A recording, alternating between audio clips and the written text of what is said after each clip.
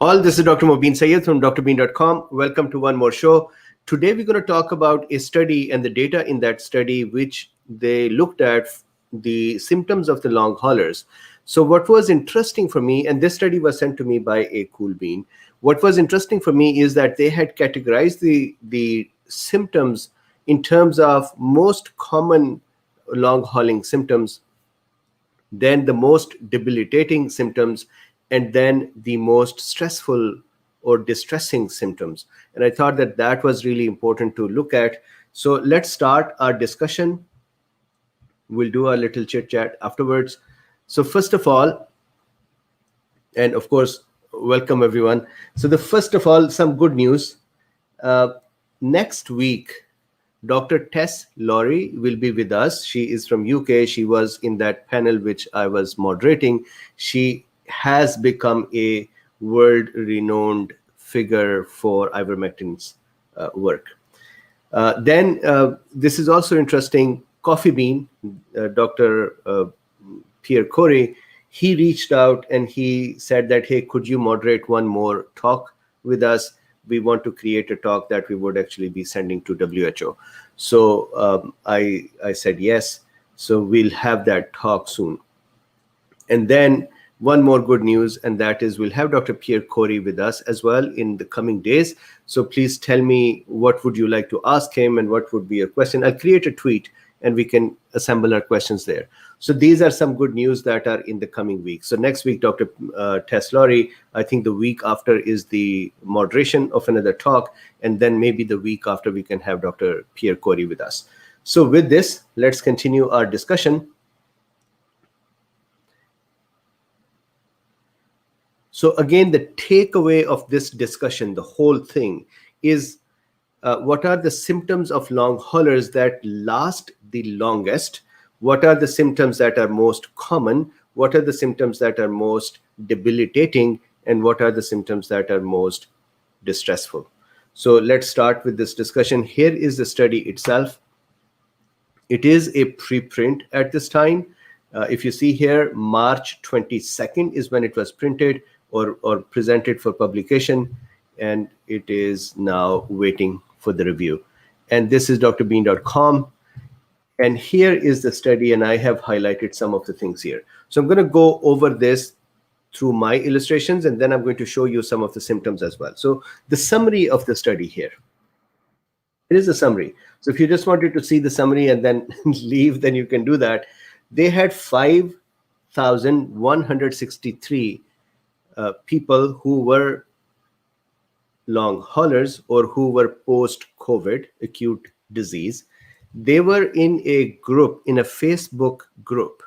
So this organization so they combined their effort. If I go down here to method.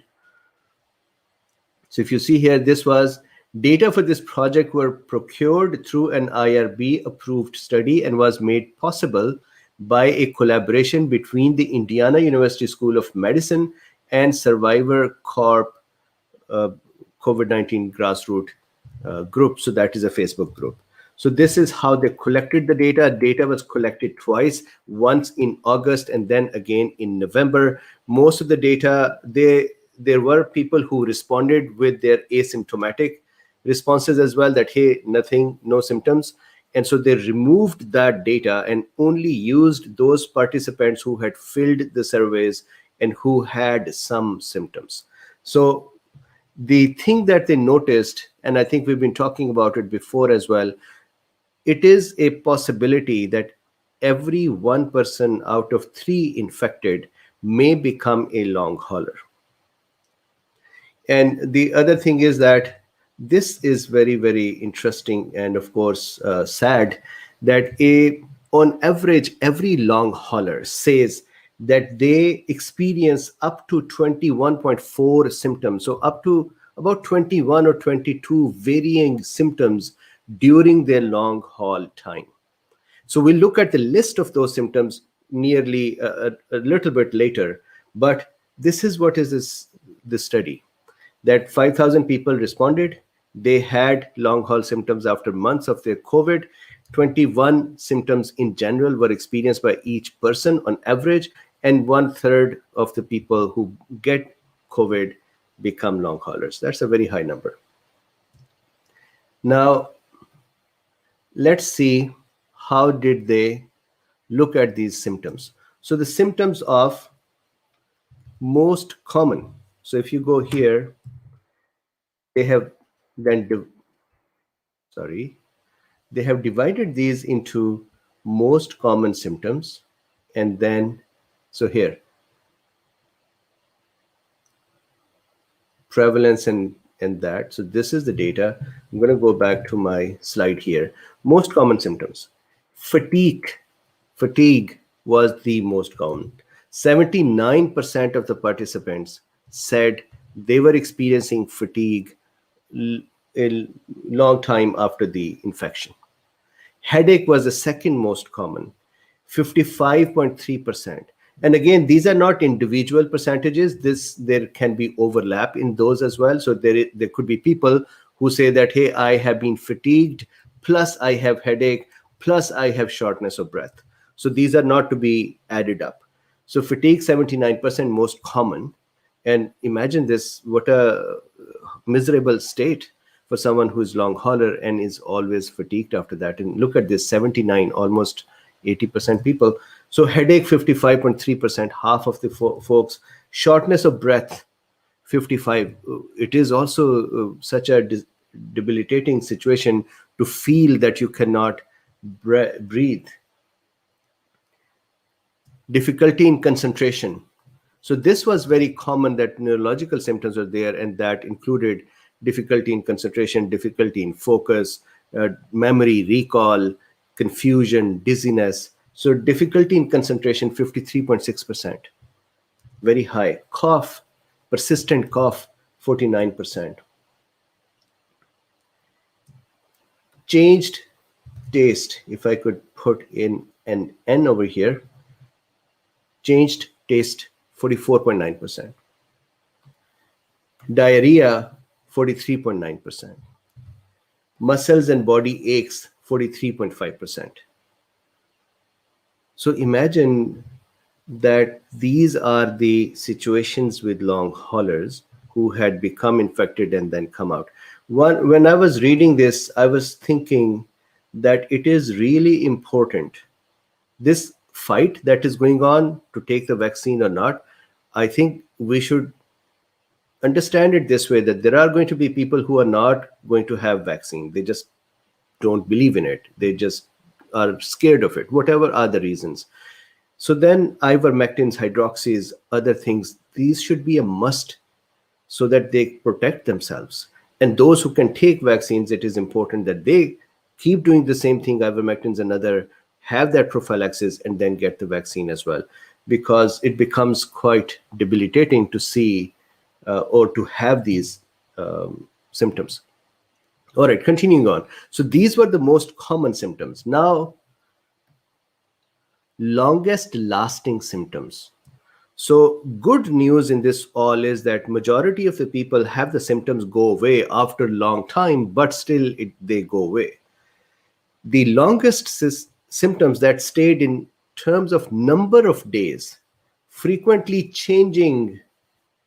So the complaint that the participant is saying that, hey, I have symptoms that change, and they frequently change. They go from one type to another type. So I cannot tell you that headache lasted forever. So frequently changing symptoms, longest 112 days. What does that mean? There were people who had differing symptoms, but these lasted for 112 days. That's a long time. And I believe that if they continued the studies onward, they may have seen even more days. Inability to exercise, 106 days on average. Fatigue, 101.7 days, again on average. Difficulty in concentration, 101 days. And there is good and bad in here. The bad part is that somebody is suffering like this for so many days. And the good part is that it tends to then go away. Difficulty in concentration, Memory issues, 100 days. Sadness, 99.2 days. Hormone imbalance, 99.1. Shortness of breath, 96.9 days. Imagine somebody becoming having COVID, and then for next 3 months not able to breathe correctly. So these were the average number of days that these symptoms stayed on. Then symptoms that affected the work of the long haulers. So the symptoms that the participants reported as, hey, these are the symptoms that affected us. Amongst many, the more commonly reported symptoms are fatigue, difficulty in concentration, and memory and recall issues. These were the problems due to which people or the post-COVID patients reported that we are not able to work correctly. And then symptoms causing the most distress. What were the symptoms that caused them to be most stressed out? So extreme pressure at the base of the head. So base of the head, extreme pressure there. And they had a scale of 1 to 5. 1 meant nothing that caused me to be stressed, or 5 means here is a symptom that made me very stressed. So pressure at the base of the head, 4.4. So a great deal. Syncope, fainting, passing out, 4.3. So again, higher the number, that means the more debilitating the symptom, or the more disabling and distressing the symptom. Sharp or sudden chest pain.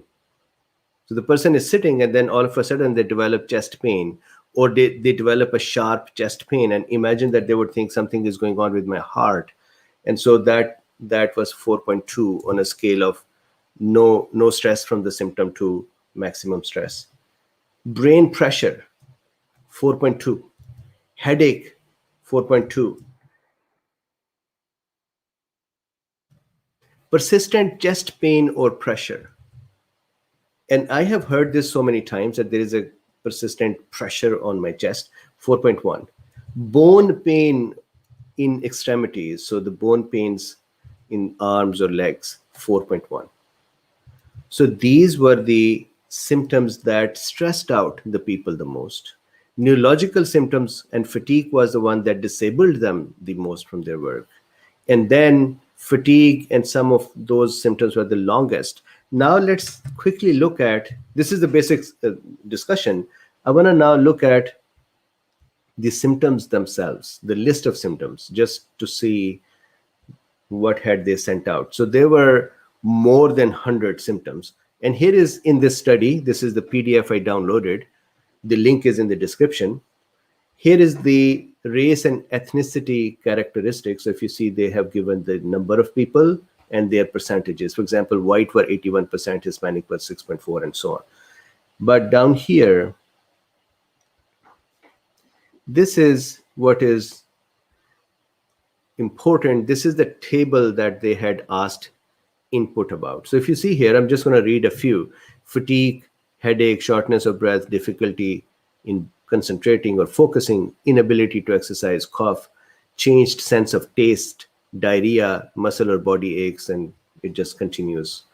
Bone aches, abdominal pain, anxiety, joint pain, sore throat, nausea, vomiting, lower back pain, heat intolerance, cough, cramps, rash, extreme pressure at the base of the head, dry eyes, low blood oxygen, costochondritis, and the list continues.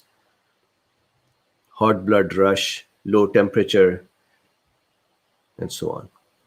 So this is the discussion for today. I wanted to share the situation here, and then here is a little diagram I made that I wanted to share with all, and that was this one.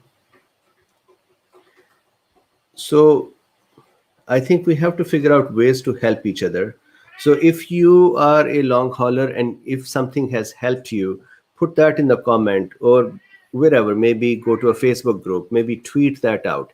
there are so many people now who are suffering with this, that any small hint of anything that is useful is going to be able to help someone. The whole world is stuck with this. So thank you with that. And my last request for this discussion, please like, subscribe, and share. There are 3 links in the description. One is if you would like to buy me a coffee, another one is to be a patron, and then there is a link to support this work in general. I want to thanks once again Margaret profusely for her very generous donations. She sent in a supporting donation today as well. Margaret, thank you very much. And I would see you in 5 minutes.